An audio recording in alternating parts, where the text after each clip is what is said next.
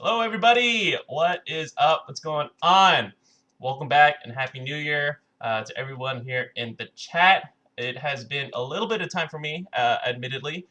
So it's good to be back. Again, we had our Christmas break and then our New Year break, and then just without going into too many details, like huge virtual events have been going on, running on the background. And now, to start off the new year, we're going back to our regular schedule. So you can go ahead and expect weekly Friday tech support live sessions starting from today.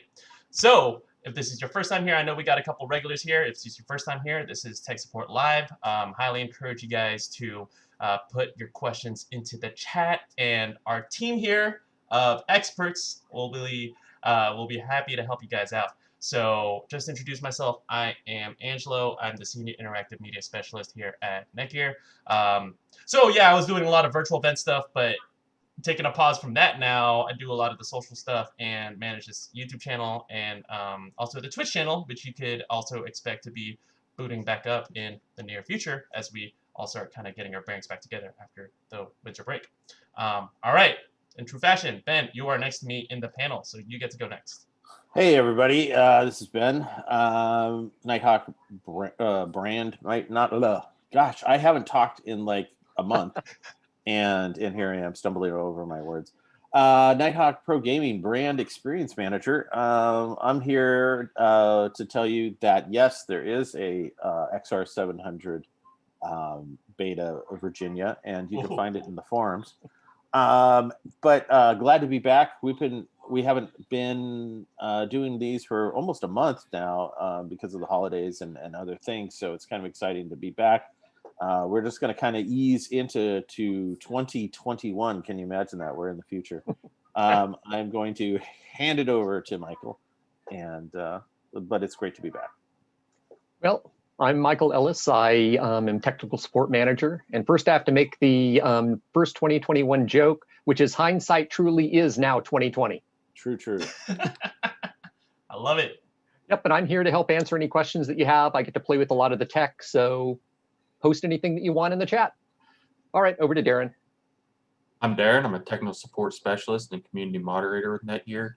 I cover almost all home networking products that we sell, so hopefully we get some questions about home networking today. Perfect. Well, again, Cool. Thank you, everybody, for being here and supporting the show. And shout out to Christine. She is our gal in the sky. She'll be answering any questions that we can't answer live on the stream through our cameras. So she's going to be pretty much responding through the NETGEAR YouTube account. So everybody say hi to Christine. Thank you, everybody.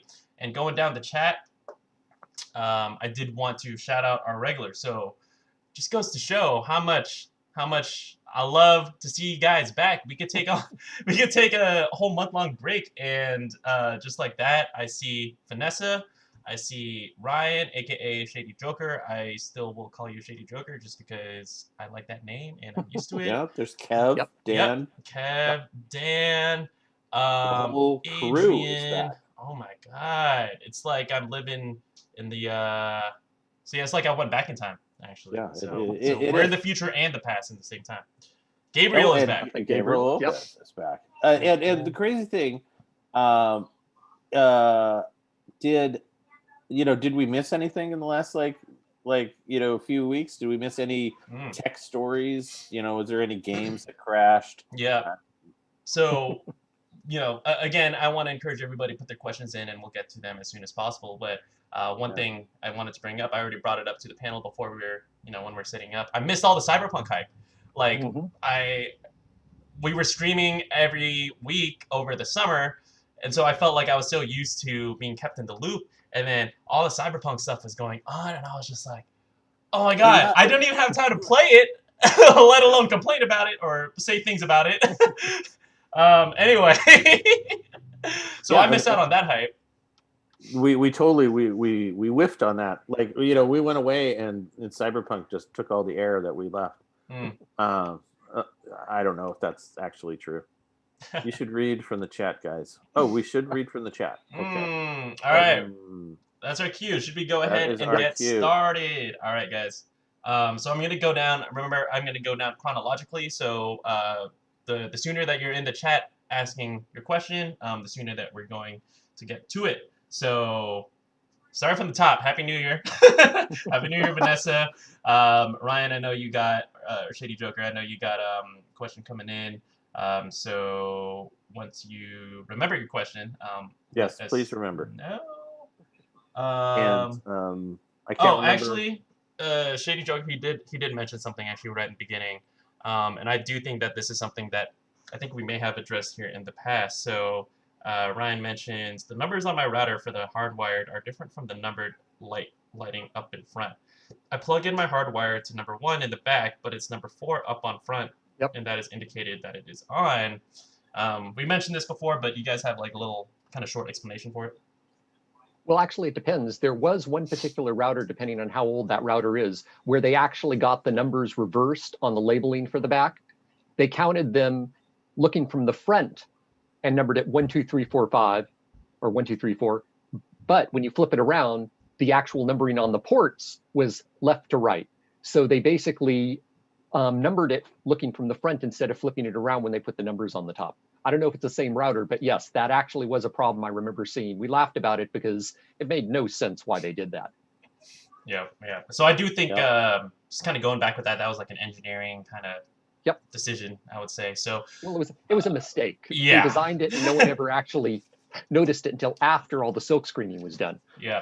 So in any case, Shady, it's cosmetic. So everything's gonna work just fine. Like, don't worry. But there is that reason, or let's say that story. But thank you, Michael. I didn't know there was a whole story involved with it, and like I thought it was just random units out there kind of floating around. Well, just break out that magical black marker and indelible marker on it. You can change all the numbers. All right. So there's your solution for now. But again, in any case, like unless you reach kind of some performance hit or something like that, then come back to us in the chat, and then we'll help sort you out. But in any case, this is also your time to ask those kinds of questions, because sometimes I don't even know about it. And Michael, that's why you have so many fans. That is true. All right, Ziad. So you are next. You mentioned you have the NETGEAR N600. That is relatively old. So I get kind of I see your next question of, is there any update? He's wondered if there's any updates for it. Are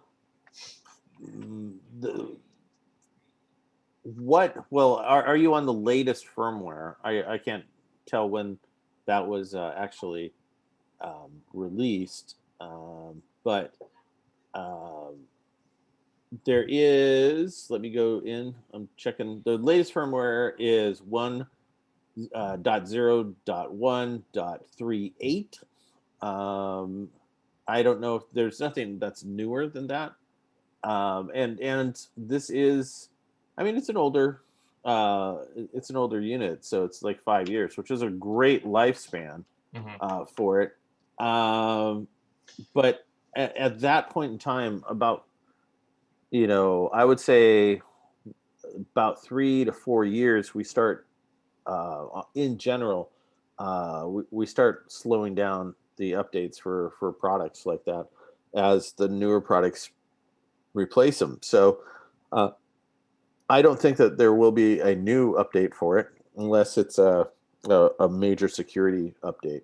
Yeah, that's the only thing when products get that old. The only thing that we do is if there's a security problem, we'll patch that. But otherwise, engineering resources go towards the newer products that we have. Because some of these products are very old. In fact, looking at this one, all I could think of was the spinny blue light that was on the top. So yeah, it is a very old product. He can't upgrade to the latest version. What's the issue there? Like how, if you can kind of explain why it's not working, we can kind of try to zero in on a solution. Yeah. So can't upgrade. So Ziad, I would recommend, if you're in the chat here, let us know, like, is there some kind of message that you're hitting? Okay, and then also, are you updating it through routerlogin.net, and then you're kind of hitting some bumps along there? because there's two options. Kind of from what I see, you could do the automatic firmware update through the actual router login itself, as in let's say you just connect to the Wi-Fi network, routerlogin.net, and then type in your username and password, access pretty much like the router settings, and then setting a firmware update through there. Or there's a little bit more way, or there's another way to do it manually, downloading the actual firmware file and updating through that route. So let us know which kind of, I guess, process you're trying to use, and then we could further help you out. But again, overlying kind of thing here, it's pretty far behind in terms of the generations of Wi-Fi. That's Wi-Fi 4, technically. We went from N to AC to Wi-Fi or 11AX or Wi-Fi 6. So that's kind of like your equivalent of how do you kind of put this? It's like we went from 5G to 3G, kind of, right? Yep.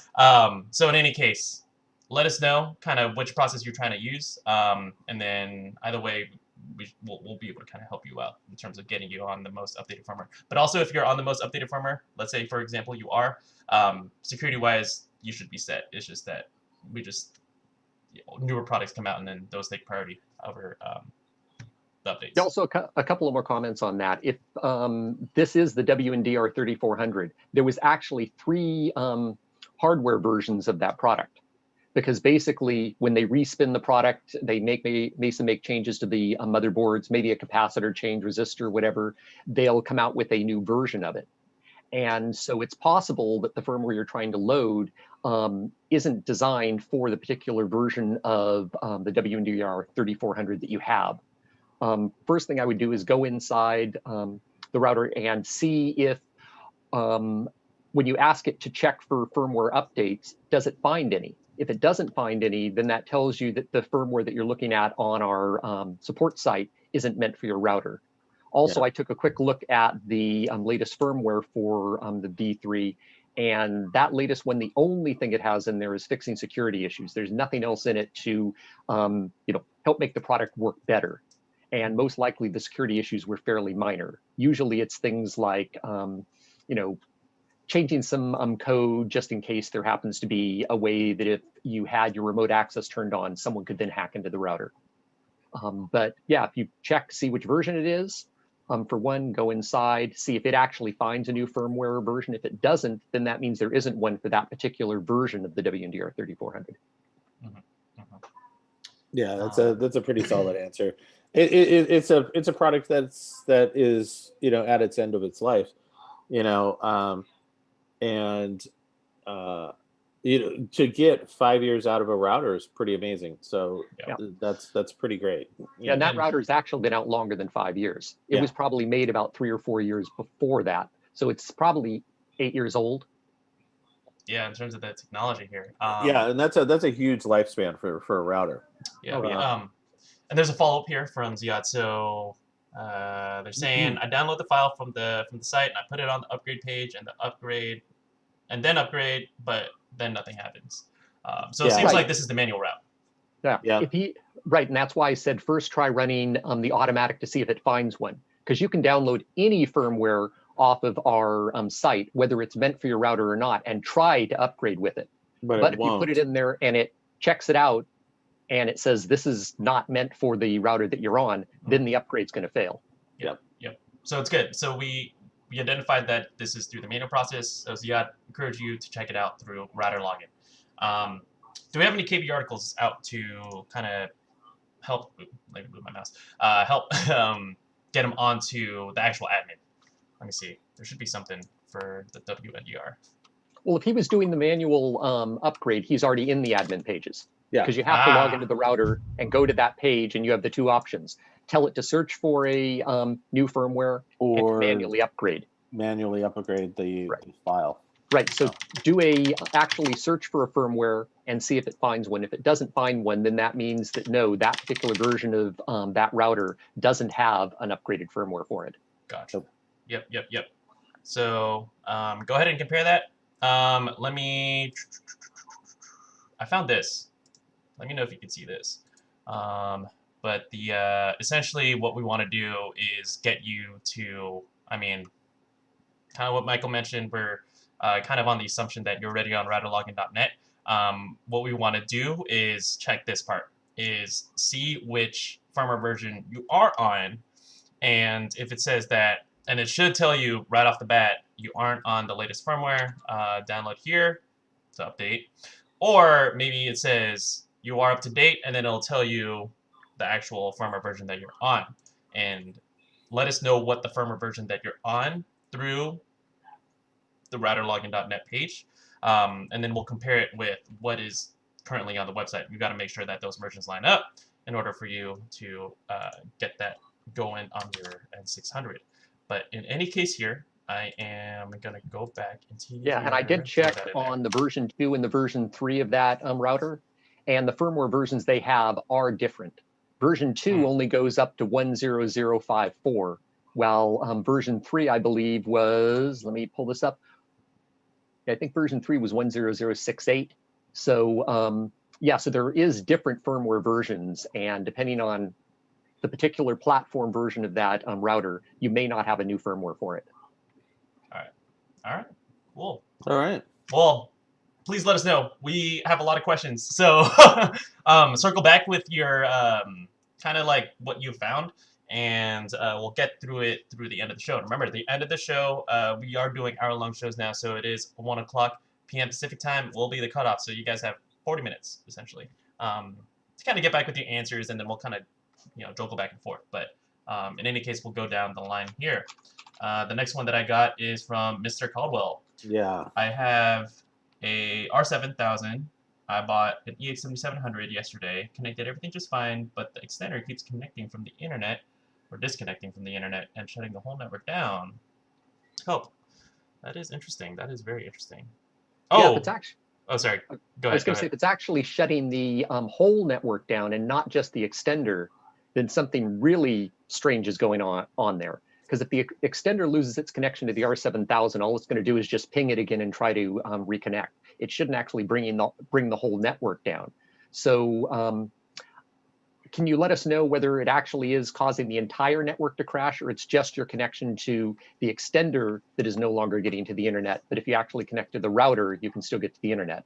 And that would let us know whether it's a problem with the extender or whether there's just something really weird going on in your network that's bringing everything down. Yep.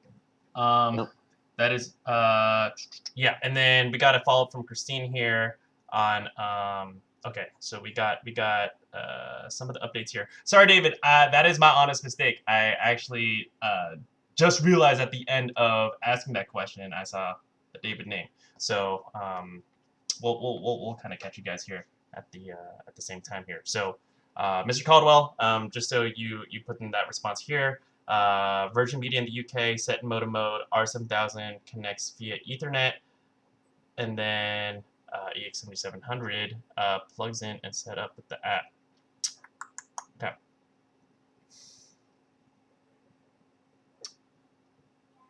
So we got some new details here. I'm actually, I haven't heard of an extender bringing a whole network down, really. No, it definitely shouldn't unless there's an incompatibility somewhere in the system that is causing it to bring it down. All the extender's doing is acting really like a client and connecting to the same SSID and password that a client device would be to talk to the router. So there definitely shouldn't be anything causing it to crash. If it actually is crashing the entire system, then I'd recommend him actually contacting the NETGEAR team at netgear.com and having us work with them offline, because that's something we can't really troubleshoot through this venue, because it's definitely out of the ordinary. It's not something that should be happening at all. Yep. I agree. Another follow-up. Oh, sorry, here. I just want to make sure I got this. Extender is turned off. Everything is fine. 2 methods, separate names, so 4 wireless connects and sharing the same SSID name. Both instances, when the network disconnects, all devices can't connect. Okay. This is a little bit more complex here, and I don't want to kind of just give you the reset your router kind of we don't want to give you a here. a pat answer. I think that I think this involves a little bit more investigation. I think that we should have you submit some information to us and have our support team contact you again. Yeah. Yep. Because I wonder if it's something with like interfering frequencies or something like that. Because again, they shouldn't cancel each other out like that, right? It still shouldn't bring down the whole network. It And that's shouldn't. why I was saying whether it's the extender going down or whether the whole network is going down. And if you want to do a little troubleshooting before you do submit additional information, when the network does seem to go down, if you can hardwire in with an Ethernet cable like a laptop to the router itself and check and see if you still have internet access. And if so, then you know that it's not actually the whole network is going down, only a portion of it is. And then support can actually start digging down deeper and trying to narrow down exactly which portion is going out. But you need to narrow it down a lot more before we could, even take a guess as to what might be causing it. All right. So heads up, Christine. Mr. Caldwell will go ahead and get you set up. So we encourage you to go ahead and email NETGEAR team at netgear.com. That's your direct line over to pretty much us, the community moderation team here. And Christine, she'll be able to kind of help answer your questions and really kind of dig down here. And then, any case, let's say next week that you're still running into any issues, we'd be happy to help you out as well. But we'll continue that communication throughout the day and pretty much until we get it resolved. And David, we are back. So sorry about that, but we want to make sure that everyone here on the show gets heard. We got answer one more before David. What do you got? We got a question from Mando. Good afternoon, guys. Have a XR1000. Absolutely love it. That's fantastic to hear. Question is, any benefit from enabling AX mode if you don't have that many Wi-Fi 6 devices right now? I would kind of side on the fact if you have just one or two Wi-Fi 6 devices, and depending on how much you are in love with those two devices, would kind of designate whether or not you turn that on. If you don't have a ton of Wi-Fi 6 devices at the moment, I don't see any purpose of enabling AX mode. Michael, what do you think? I pretty much agree. Yeah, it's because otherwise it's just broadcasting the extra broadcast, and you'd probably be more efficient with it off until you get enough devices to make it worthwhile having it on. To be honest, I didn't even know you could disable that. Yeah, it's the Wi-Fi 6 abilities. Yeah, and then there's another quick question on the 1000. There is not there was a quick update. So if you got it right out of the box, just have it like search for an update. But there isn't one at the moment. I think that there will be an update, in the near future, but not currently planned at this moment. Gotcha. All right. Now on to David. All right, David. Thank you for your patience. I know, we don't want you waiting too long. So starting from the top, I got a Nighthawk mesh system, and AirPlay and Chromecast don't work. I don't want to return the system, otherwise it works flawlessly. A couple more details here. So AirPlay and Chromecast work when the phone is on a different satellite to my TV. Okay. And let's see here. I know you were talking a little bit with Christine here. David has Virgin Media based in the UK. The ISP provided router is also a modem, so I put it in modem mode to work with mesh. I'm thinking that's like bridge mode, and I've been in touch with phone support. I'm assuming with the ISP, and suggestion to change, or maybe that's with us. So, okay, the channel did not work. Okay, Christine said, make sure all the devices using AirPlay are on the same SSID. And then make sure to disable Wi-Fi. Yep, makes sense. Channel did not work. All the devices are on the same network, the mesh network. No other network in the house. Okay. All devices fully up to date. TV, router, and phone. And okay, so David does have a case number open to investigate. All right. Woo! A lot of details here. AirPlay, Chromecast. Have you guys run into anything like this before? I've used Chromecast on Orbi before and haven't had a problem. I haven't tried it with the Nighthawk mesh system. If it is the Nighthawk mesh system, one thing would be to turn off the Smart Connect and actually have the two separate channels. And then make sure your AirPlay devices, Chromecast, are all on one of the specific bands, either 5 gigahertz or 2.4. I know I did do a quick check and I saw that AirPlay does seem to have a lot of problems with mesh networks in general. And I saw multiple different vendors with mesh networks where AirPlay actually does create some problems. If they already have a case, then support can keep digging into it. But that would be my one suggestion is turn off the Smart Connect so that you actually have two separate bands, and then make sure that all the AirPlay devices are on the 2.4, because it doesn't need the 5 gigahertz speed. The 2.4 is going to go farther anyway. Yeah. I do recommend that first and foremost. So because I like almost every week use my Chromecast, and just simply how it works, if you're not on the same network, it's not going to see it. As in, your phone's not going to either see your Chromecast or Apple TV, wherever you're broadcasting to, and vice versa, just if they're just not on the same Wi-Fi network. So disabling Smart Connect, which should be manageable on the Nighthawk mesh, right, on MK6263. As long as you're able to do that, yeah. And also with the 2.4, just a little bit more detail. Recommend that just in case, let's say you're living in kind of like a larger 2-story home or something like that.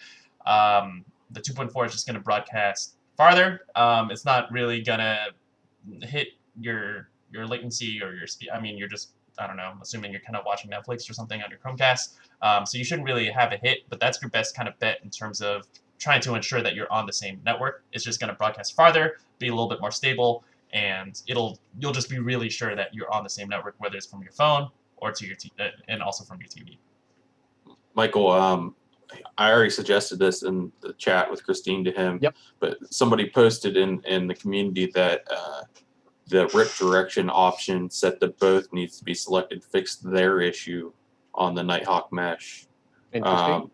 I've also was reading there is tons of issues with Chromecast across a lot of mesh systems, not just NETGEAR's. Wireless isolation settings need to be shut off if anything like that's going on, so devices can't talk to each other over the network. I've seen that, but yeah, there's just been a lot of issues with Chromecast on mesh systems, it looks like. So those are from community. Is that coming from our NETGEAR community, or is that from kind of other community boards, Darren?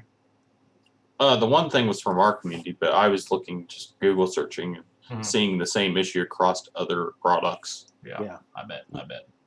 Okay. So kind of coming from those community threads, did they ever kind of like find kind of like a solution, at least in the interim, or they're still kind of figuring out? Oh, they did. David already said that didn't work for him. Damn. Okay. So Smart Connect seems like Smart Connect, even after turning it off, still doesn't work. Turning off 5 gigahertz. And we're assuming here everything is kept. Yeah, he mentioned everything is kept up to date. No other conflicting network. Everything is set to bridge mode. Wow. But you usually don't get stuck here. We're not going to start the new year getting stuck. Yeah. I think that we need to also investigate this a little bit deeper. Yeah, and unfortunately, things like AirPlay, it's sort of halfway out of our hands, because AirPlay's been around for a long time, and it has caused issues at various times with pieces of hardware. And so, yeah, it's definitely going to require a lot more digging into, and having our supporter engineers actually try to replicate it and see if they can see exactly, where the breakdown is. Yep. And I don't want to continue this I know, Christine, you got a lot on your plate, but yeah, David, it looks like Christine already reached out to you with some of those details. It's less so, I think, about it's probably kind of a combination of both. I think mesh is just relatively still like emerging technology. It's not exactly mainstream. I'm assuming kind of like bring in context of like the Google and Apple engineers who are probably using kind of similar technology to essentially stream content from my phone to my TV, and then that technology, just in general as well, is also pretty new. And then you try to get it to talk to also this relatively new technology, which is mesh, and then you introduce hops into there. And satellites, I could kind of see where things get a little bit more, let's say, incongruous, right?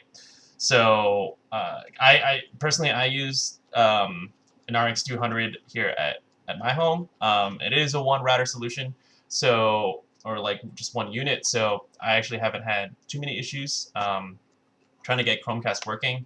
But yeah, I would think kind of with mesh it might be a little bit more, let's say, touchy, I would say. So we're gonna go ahead and kind of take a little bit more time to help diagnose this further. I hate offloading, but you know, that's our best bet. So Yeah, because we could probably spend a good hour and a half on this and not get much further without like really kind of doing some testing. Yeah, So, I mean, one more thing I read was someone made sure universal plug and play was enabled, and that seemed to fix it as well. So you might want to try that. Yeah, and that actually should have been enabled by default, but if that has gotten turned off, then yeah, you can try that. Yeah. And I did also see on the Apple developers forum that there was at least one person that posted just 8 hours ago that their AirPlay stopped working after they updated to Big Sur 1.01 on their Mac.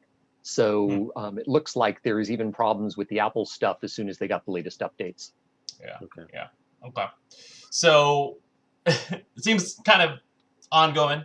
Also, what I do sometimes, because I do know what you mean. Sometimes my phone just simply won't see my Chromecast. Like I've restarted the app, and then I've restarted my phone. I've done multiple things, like unplug the Chromecast, plug it back in. Sometimes it's just those like random things that just happen, and then all of a sudden it kind of works. So in any case, highly encourage you to reach out to Christine. We'd be happy to kind of get a little bit more details and diagnose this. Yeah, because like Ben mentioned, we could probably spend an hour talking about this.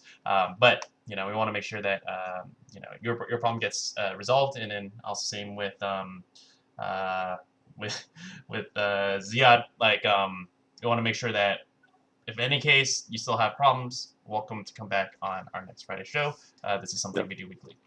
All right. Yeah, definitely want to follow up. Perfect. So let's Blending. let's see if we can get you some support, and then we'll follow up next Friday. Perfect. Blending with Henry. You are next. All right. Happy New Year, Blending with Henry. Within 60 days ago, I bought the RPK 852. Awesome choice. Do I have anything to worry about in terms of a new model? One, no. No, and I'm not being paid to say that. It's like you just literally have some of the best things that we probably ever kind of like manufactured in terms of performance.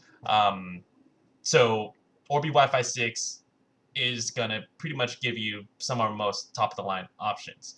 I can't spoil anything. I'm gonna be very careful in what I say to this very second, because we can't really comment on anything until they're officially announced. But in any case, I'm just gonna say you should be very happy with what you have so far, and it's gonna set you for quite some time.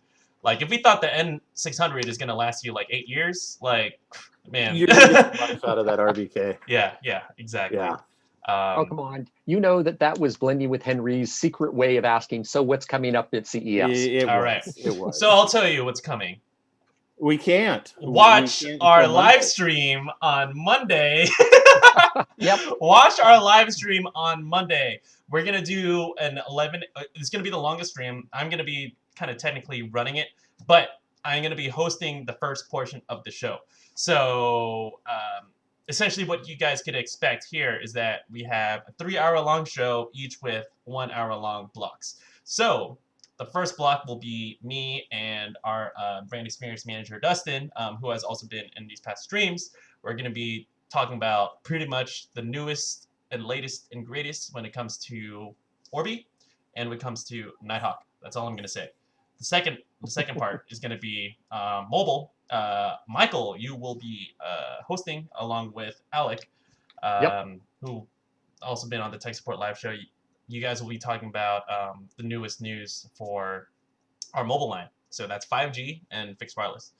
And then again, these are all going to be with our product managers. So pretty much the teams who created these products, this is your time to, one, get the information you need if you're interested, but two, ask them these questions because they're pretty much the masterminds behind the majority of the products that you guys are probably using today. And the last segment, well, the last hour segment, so that's gonna be 1 p.m. Pacific time to 2 p.m. Pacific time, will be on home Wi-Fi for business. So our SMB line, right, and also Pro AV, which is pretty much video powered over Ethernet.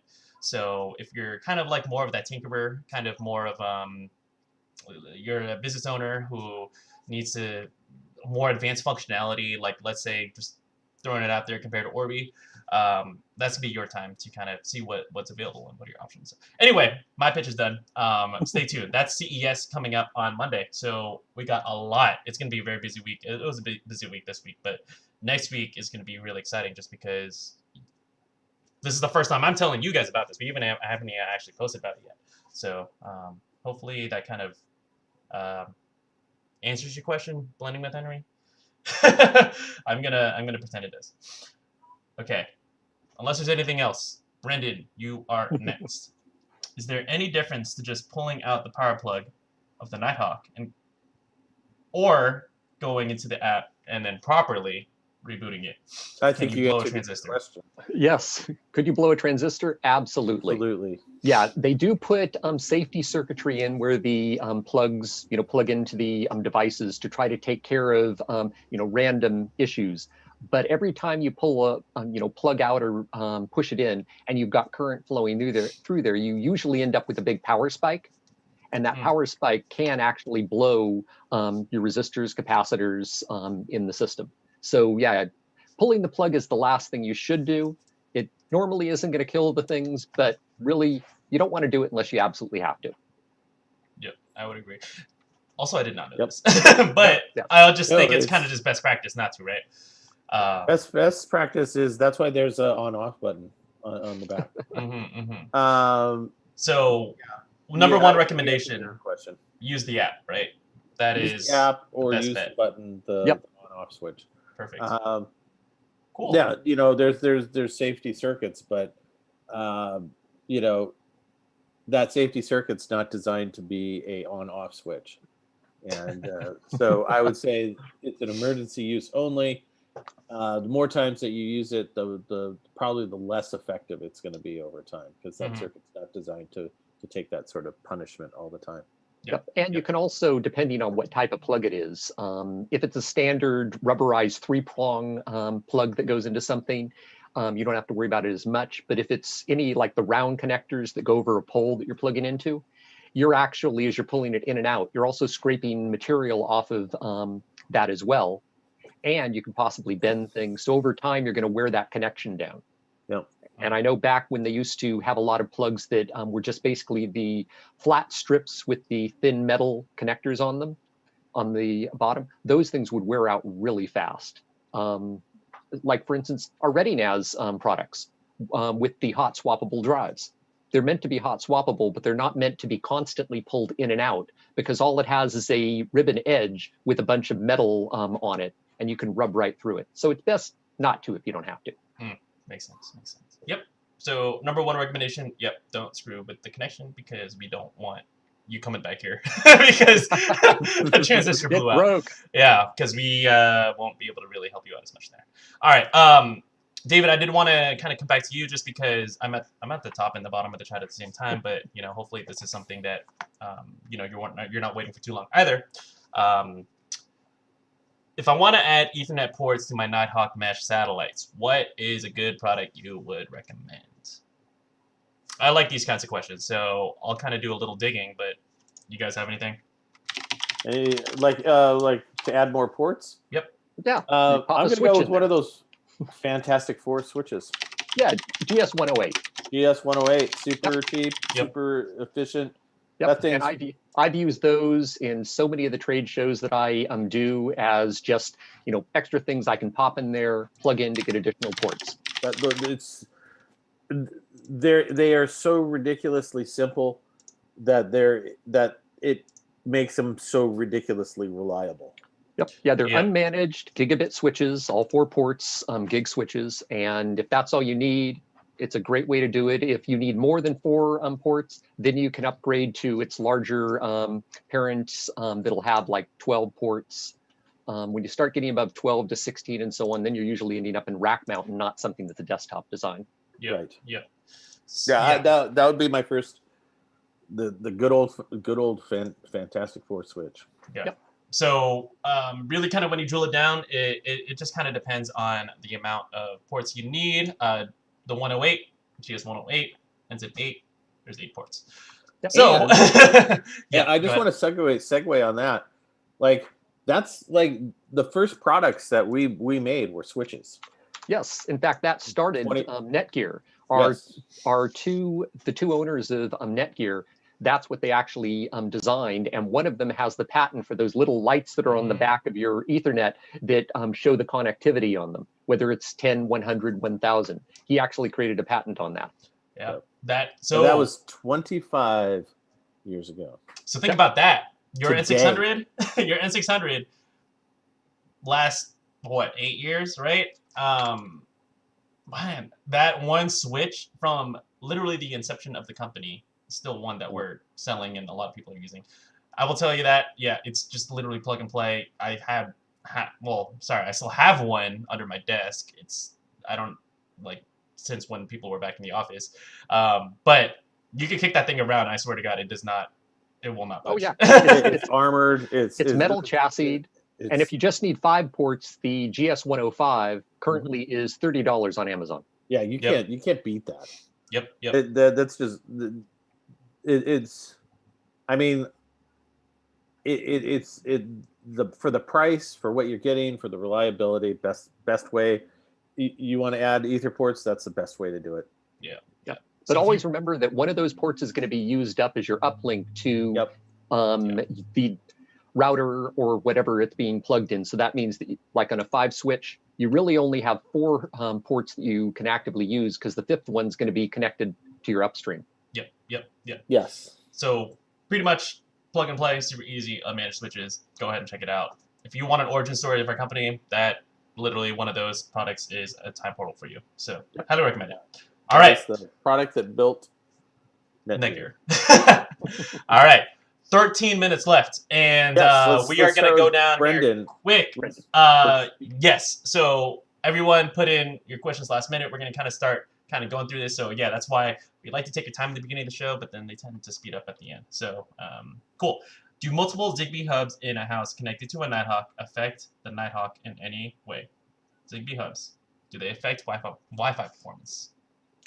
It depends on how many that you have. Like anything, the more devices that you have connected in, the more performance or more power is going to be used from the router to actually communicate to all of those. And then if each one of those Zigbee hubs has multiple devices that are connected to it, then every one of those devices is also going to have to go through your router.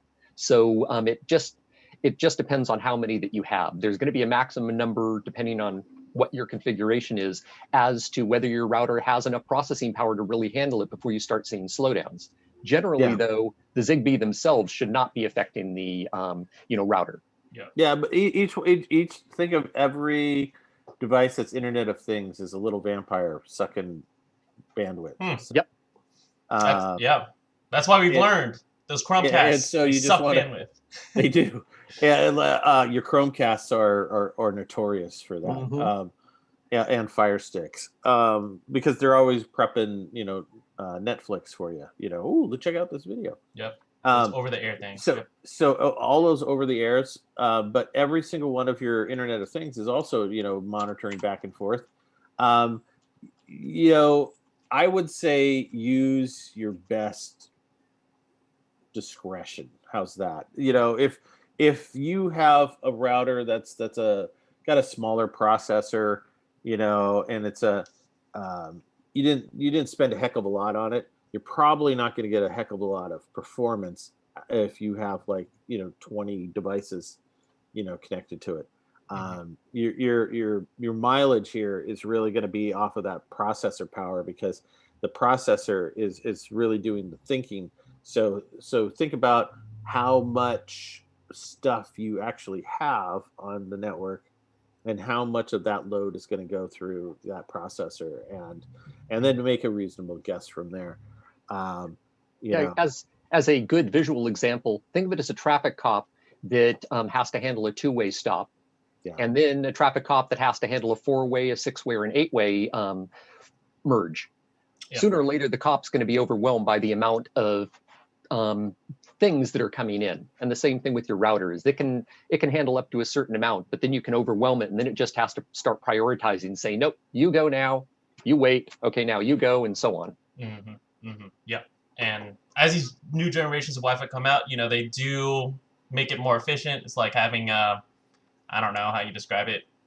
Putting a traffic cop. Yeah, or turning the traffic cop into like a really good automated light or something like that. But in any case, yes, less traffic on the road, the faster you're going to go. So that's kind of it. Use your discretion, and if you really get some slowdowns that you think aren't associated with safety, we'll help you out.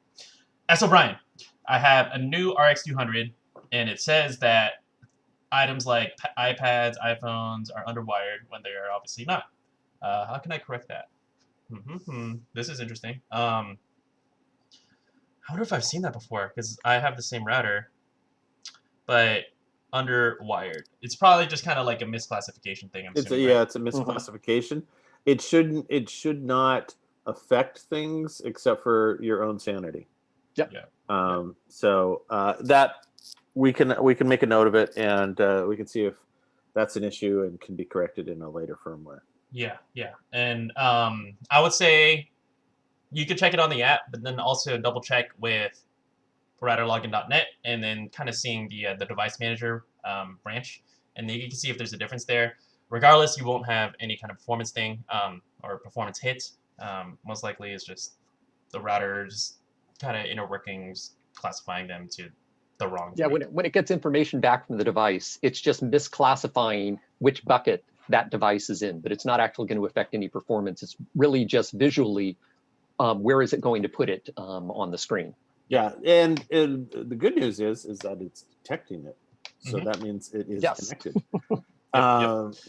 So silver lining. I know that's not like a great thing, but yeah, I think it's more of a for your own sanity's sake. Yeah. So keep your devices updated, like as in the router side and then also the device side, and then as time goes on, I've usually found that things tend to kind of fix itself sometimes. But if it really, really annoys you, I don't know. We'll have to submit that to our community team to get that done. It doesn't seem like it's a problem. It seems more like a quirk at this point in time.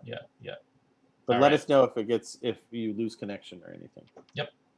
All right. I don't know if we addressed this one. Were there any updates for the Extra 1000 from Warrior Warrior? No. We did. Okay. Ziad, should I open the NAT and make it secure? Because I have a problem with my PS5. Open NAT PS5. Extra 1000. Extra 1000? That's weird. No, he has the N600. Yeah, N600. Oh, well, that makes sense. If it was a XR 1000, you're getting like strict or medium NAT. That's weird. But yes, you follow the instructions. PlayStation has some good instructions on how to open up the NAT for their product. Yep. And then Blending with Henry, thank you. And I did see this, I believe, also from Shady Ryan Fries earlier in the stream. Please give us a like if you find this information helpful. Keeps the show going. Also, if you subscribe, we would love that, because we would love to have all you guys out on our CES live stream. Again, that's going to be our longest stream running on so far, at least one that I have managed. So we would love your guys' love and support. But either way, we really appreciate it. If we get over 20 likes on these videos, I am happy. Yeah, me too. And the thing is we're coming up in almost a year of doing this. So yeah. Oh, wow. Don't tell me that. Don't tell me that. Oh my God, we are not sheltered in place for over a year, but we are. Yes, we have. You're slapping me back to reality. But the thing is we'll find out when we started. Did we start these in March? Yeah. Yes, we did. It was after the shutdown. It was after the shutdown. Yep. But yeah, I think we should do something for you guys. I saw polos to ship out, Ben. I'm gonna make Angelo's life miserable by like, hey, let's ship out some hats. Oh yeah. No, Don't we'll, worry. We'll have some things, and then you know, I think we do have some exciting stuff also for anyone who's in Night Harbor Gaming. I think some stuff from our partners is going to come in pretty soon, so hopefully some more giveaways there. All right, so 5 minutes left. I want to make sure everyone here gets heard. Places and spaces. Every time I run Bufferbloat, the issue seems to be during the upload portion of the test. Download doesn't appear to be an issue. What is the starting point to resolve this issue? Anti-Bufferbloat, the upload portion has an issue. Okay, so if it's anti-buffer bloat, that sounds like a Duma issue, but I don't know what. I'm going to need more information. Sorry. Okay. Places and spaces. You got 5 minutes. If you're still in the chat, like let us know. What product do you have, and what firmware or what version? Yep. Okay. While we get that, Daniel Olson. Awesome. Thank you. Ryan, when I go to log in, it says my connection is not private. What does that mean? Also, how do I make sure no one is in my network? When you go to router login, is that as in the secure connection? Maybe that's not private. Is it the one that's in your URL bar and it says it is secure or unsecure? Let us know. If it's routerlogin.net, it says it's unsecure. I think you're fine because that is kind of like a special portal for you to get into your router settings. I know SSLs and stuff on the web get a little bit more complicated, and those are usually pretty standard right now. I don't know, Michael, if you know. Yeah, what it is that since you're actually logging into that in your local network, that's using HTTP, which means it's not a secure connection between you and the router, which is expected when you're inside your local network. But things like Chrome, depending on what your settings are, can often post that as saying this is not a secure connection because it isn't HTTPS. Shouldn't worry about it because you're logging in through your local network, so that's fine. Yep. Awesome. Cool. Thank you, Michael, for those additional details. Steve Harris. Yes, we're going. What's the best way to get coverage by 100 feet or so from the router? My router is an AX6000, or should I change the router? 100 feet. Depends on where it is and how many objects that it actually has to go through. 100 feet is a long way when you're talking about being inside a home. Yeah. 100 feet could be 5 walls. Yeah, exactly. Yeah, depends on the walls. It depends on the layout is really going to be the thing. Okay. I would say a power break. Well, actually, first thing I'd think of is a Nighthawk mesh extender. Yeah. And that way, if you're looking at your wireless signal, how far you want it to be. Depending on what the type of walls are that you have in your home, how many you have to go through, things like that, you might want to give a try to our Powerline products, where they actually use your house wiring to move a signal from point A to point B. So you have your router plugged into a power line wherever the router is at. The other Powerline device is plugged in a room farther away, and then you can either plug directly into that or plug an access point or another router into it at that location. There are some limitations. You really need to have both power lines in the 2 different rooms end up on the same circuit in your home. If they're not on the same circuit, you can still get data through it, but it's going to be a lot slower. So they really need to be on the same circuit. Most houses have at least 2 circuits in their home. If you have a really big home, then it can have 3, even 4 circuits. Yep. So highly recommend you check out both of those options. Just saying, mesh is better for range. The AX6000, the one that you do have, it's gonna be really great. But yes, highly encourage checking out a mesh option, which is the mesh extender. You don't have to change your system. You just add it on as if it were satellite. All right. Happy Friday, CCDB. Hope you are excited for CES 2021. Uluganath, I would have to say, hope you're excited for CES 2021 as well. That's all I'm going to say. Any timeline on the 6E? Yes, 6E is coming sometime. That's all I can say. That's all a great timeline right now. That is all. Curious why the RAX has multi-gig and the RAX 200 only supports 2.5. That's it. It's it's all design decisions. It's all design decisions on those. and 2 gigabit WAN and 2 gigabit, I'm assuming LAN, it's still limited. It's still limited because the ISPs aren't going over 1 gig right now, really, with WAN. Is that going to change? Probably, but it's going to be a slow rollout. Yep. Okay. CCDB. Why or is the R7000 update legit? Should be if you're going through router login. Yeah, the 7000 update is fine. The two things that I would say is, first of all, are you trying to do an automatic update and it's not picking it up? Or if you tried a manual update, the latest firmware on that for the US version is 1011110. But if you're in China, for instance, it's a different version, but that's the version for the US. And so if it won't take it directly, then I would say manually download it and then do a manual upgrade on the router. But yes, it is legit. Woo, okay, perfect. Yes, highly recommend you updating to that one, by the way. Okay, Marisan, 2, any recommendations on free network labs? That's a new question. Like online. Network labs. Are we talking about network lab training? Not sure what he means by network labs. Yep. Let us know. Let us know.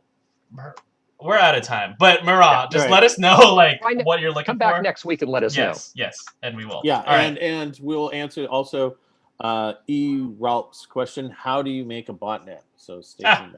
Stay tuned. Okay, and then I do want to just take 1 second to kind of go through the ones at the very bottom, see if there's anything we could quickly answer. The best modem, Daniel, you already have it. CM2000, XM1000, you already have it. Nest thermostat run out of battery. I don't even know you could run out of battery on this because it's wired, but yeah, it should actually be picking up the normal current that it uses through the wires into it, I would assume. I work with some other thermostats and they do.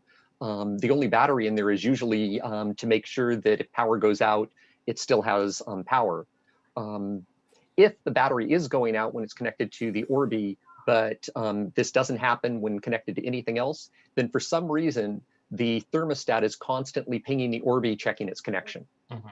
And I would probably first go to the Nest site, check to see if anyone else has had this problem, because there may be some firmware or software you can put on it that'll fix this. But it does. The only way it would run out of power is if it's constantly pinging. Cool. And Jacob Reuter, just to make sure that I think you have a little bit of a PSA here. Multiple Xbox Ones on a Nighthawk R8000 will not work unless you open up the ports manually. Heads up. And then he put in his devices that he has below. So really good point. And this is something that we could happily broadcast out to our communities as well. So thank you, Jacob. And if you do have any kind of issues or whatever, let us know. And then next week we'll be able to kind of follow up. On the Yuma OS, you won't have to open up all those ports manually because you just automatically any gaming traffic is brought to the front of the line. Cool. All right, 2 more things, and then we're gonna have to cut out here because I know everyone else has a busy day. So David, if you have a Philips Hue bridge, does it affect the mesh network in any way? My opinion, it shouldn't. But as we've kind of talked about before, the more traffic you have on the network, the more of an impact it may have. So if you have 200 lights, okay, yeah, maybe. But for your standard Philips Hue setup, you shouldn't have that much of an impact. Morel, is the R7000 still a good router? It is a great router. Yes. It is relatively kind of on that shelf life is a little farther behind, I would just say. So it's I like to think of it as the Honda Civic. I don't know if that's the best analogy here.